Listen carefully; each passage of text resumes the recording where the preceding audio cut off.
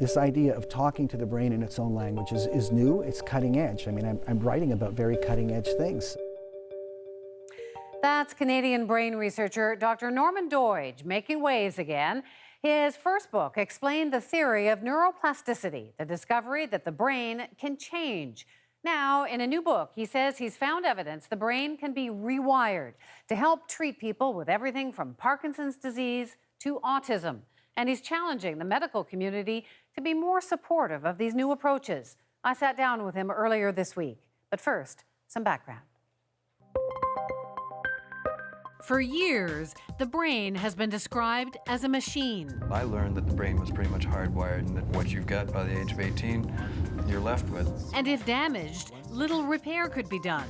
I was operating from that model, which is that this is a broken brain and it's irretrievably broken. Dr. Norman Doidge is part of a growing sector of mainstream scientific research, throwing that thinking upside down. I'm here today to describe what I've come to believe is the most important change in our understanding of the human brain in 400 years. It's the revolutionary theory of neuroplasticity, that the brain can be repaired, even rewired. The discovery of neuroplasticity is the discovery that our brains can change their structure and function through mental experience alone. He tells the stories of how people with chronic pain, stroke, traumatic brain injury, Parkinson's disease, multiple sclerosis, autism, ADHD, or some kinds of blindness have seen radical improvements by focused thought and movement, training new parts of the brain to take over from damaged ones. Doidge has written all about it in his new book, The Brain's Way of Healing. We met up earlier this week in Toronto. This is such an interesting book. Thank you. You talk about one case, another doctor who had experienced many years of chronic neck pain. Yeah. And he was able to cure himself by flooding his brain. Explain that. Dr. Michael Moskowitz was a psychiatrist who became a pain specialist. He had the following thought. You know, I've been teaching my residents that there are these switches in the brain that can turn off pain. So it's not the neck that actually hurts, it's the brain sending a signal that your neck hurts. Yeah, I mean, it's a whole system, but there are gates that go all the way from the body up to the brain. And if you can stop the signal, then if you can stop the signal, that's what anesthetic does. And drugs also do that. You stop the signal. And you can do that through a thought process. He was able to do that in this situation, and he's since worked with a number of patients, many patients. And I wrote about him and his first patient, but I saw many of his patients, and a lot of them went completely off medication. Some they still have very, very damaged body parts, but interestingly, they can be pain-free. The next chapter is about a fellow in South Africa with Parkinson's who walked off some of his symptoms. Yes. John Pepper had his first early symptoms of Parkinson's in his 30s. Instead of losing mobility, he became more mobile. He taught himself. He became more mobile, with what he called his conscious walking technique. And What's conscious walking? Well, just being aware that you're not going to just start to walk, but you're going to lift your right leg, swing it forward at the knee, shift your weight down to your right foot. So in doing that, he was creating, yes, developing a different part of his brain? Yes, he was using that part of his brain to get himself moving. But the second part is key, which is, it turns out walking is really important for the brain. You know, it's only in anatomy textbooks that the brain and the body are separate. In reality, the brain is seamlessly connected to the body. And we know that when animals walk and when people walk, they generate two things that are really crucial for any human being's brain health. They generate brain growth factors of several kinds that consolidate the connections between the nerve cells when we learn or do a skill. And they actually generate some new cells in a small part of the brain involved in memory. What's so wonderful about this story is people say, well, maybe that's a one-off. Well, it's not a one-off. We've got major studies coming out now from the Mayo Clinic and many other sources showing that walking programs, movement programs, and exercise programs significantly decrease movement problems in Parkinson's patients, and it improves their mood as well. And yet he was a big deal in the Parkinson's community, and he was kind of kicked out for giving people false hopes. Yeah, he was actually the head of the patient group, and some people saw him moving. They weren't his neurologists. They had never examined him. But, you know, people who are caught in this idea that the brain is fixed, the pre-neuroplastic view, that its circuitries formed and finalized in childhood. I call it the doctrine of the unchanging brain because it's like a doctrine. It's an abstract concept. Have a lot of difficulty accepting that activity of various kinds, mental and physical, might actually alter brain structure clinically. A lot of people suffer from autism, ADHD. It's pretty common these days. You say that this theory can be applied there as well. How? The new research is showing that children with autism have inflammation throughout their bodies. Autism is not just a disease of the brain, it's a whole body disease So that how do you affects the brain. help that then?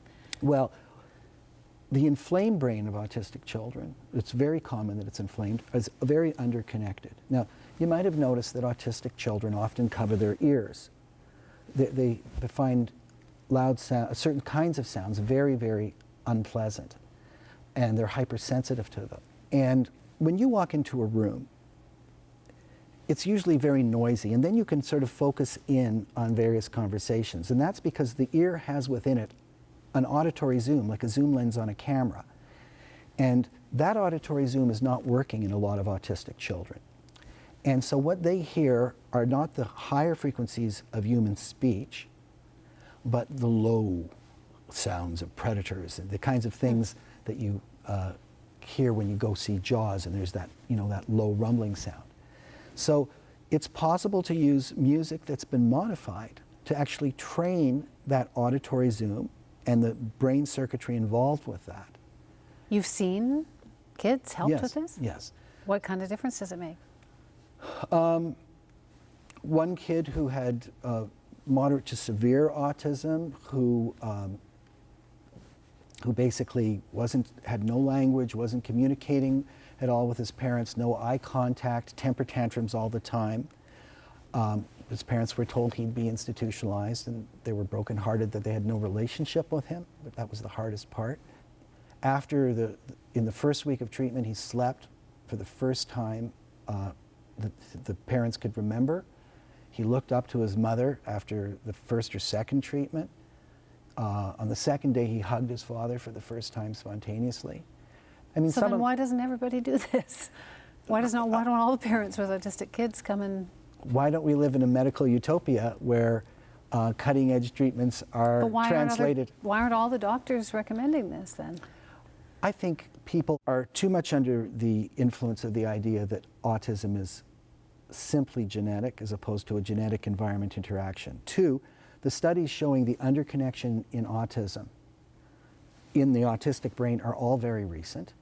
Three, this idea of talking to the brain in its own language is new, it's cutting edge. I mean, I'm writing about very cutting edge things, so it takes a while for these things to roll out, and there are still people who were educated, as was I, to believe that the brain is hardwired. You say that the mind can alter the brain. Where is the mind? It's not in the brain. No one knows for sure, I think. Often you will see people saying, you know, you are your neurons, or your thoughts. People say that to me all the time. You know, your thoughts, you know, this is your, someone will hold up a brain at the beginning of a documentary, this is your brain, you know, everything about you, your thoughts, your feelings, and so on and so forth, are here in your neurons. That's not true. My take on the reading, my take on the literature is that most neuroscientists believe that mind is very diffusely distributed through the brain. And some people might argue that even more than that, that maybe you know, we have 100 million neurons in our gut. You know, people talk about gut sensations. So your mind could be down here? Well, if you were to investigate, if you take a person and have them listening to music and you put them in a brain scanner and you look at their brain, you'll see certain areas light up. And then you'll say, this is where we process music. But if you put their whole body in a brain scan, I've often wondered, what would you see lighting up? What other neurons would you see lighting up? Because they're part of the system too. So I think mind will emerge to be some kind of, at least a distributed process. And, you know, they're profound philosophical questions. Is the mind simply what the brain does? Are they interacting? Is the brain tuning into thought? Is the brain simply producing it all, or in part is it tuning in? Because our senses are tuning into energy and patterns all the time. I don't think these questions have truly been resolved, which makes the field very interesting. It's been a real pleasure to talk to you. Thank you. Thanks, Dr.